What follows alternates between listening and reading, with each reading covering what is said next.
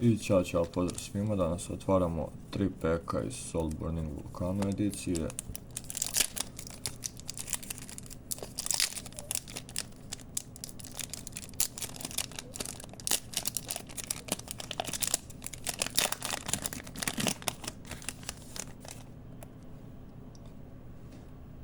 Dobro. Dobro.